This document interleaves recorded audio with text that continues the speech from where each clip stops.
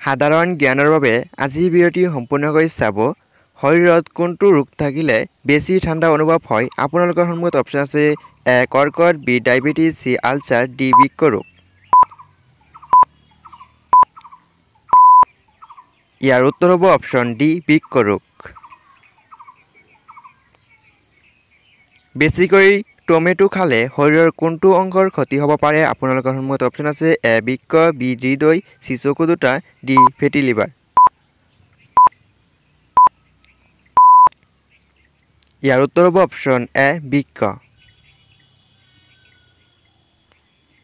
Pencil কি গছৰ কাঠৰ পৰা তৈয়াৰ কৰা হয়? আপোনালোকৰ সন্মুখত অপশ্যন আছে এ ৰবৰ, বি নিম, চি চেগুন, ডি দেৱদাৰু।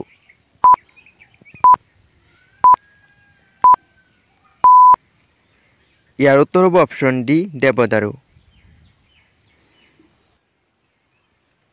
ভাৰতৰ কোনখন ৰাজ্যত সৰ্বাধিক শিক্ষিত লোক আছে? আপোনালোকৰ সন্মুখত অপশ্যন আছে ক ৰাজস্থান, খ কেৰালা, গ পাঞ্জাৱ, গ মধ্যপ্ৰদেশ।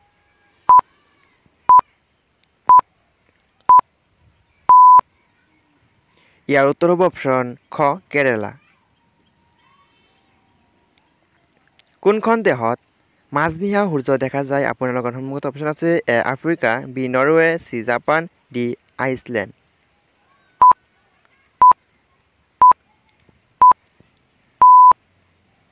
ইয়াৰ উত্তৰ হ'ব অপশ্যন বি নৰৱে। কোনখন ৰোগীৰ বাবে নেমু চাহ বেছি উপকাৰী? আপোনালোকৰ সন্মুখত অপশ্যন আছে এ ক ডায়েবেটিছ ৰোগী, খ জণ্ডিছ ৰোগী, গ আলচাৰ ৰোগী, গ বৃক্ক ৰোগী। ইয়াৰ উত্তৰ হ'ব অপশ্যন ক ডায়েবেটিছ ৰোগী। বন্ধুসকল, আজি ভিডিঅ'টি কেনেকুৱা হ'ল? ভাল লাগিলে লাইক কৰি চেনেলটি ছাবস্ক্ৰাইব কৰি ৰাখিব এনেধৰণৰ সাধাৰণ জ্ঞানৰ লাভৰ বাবে।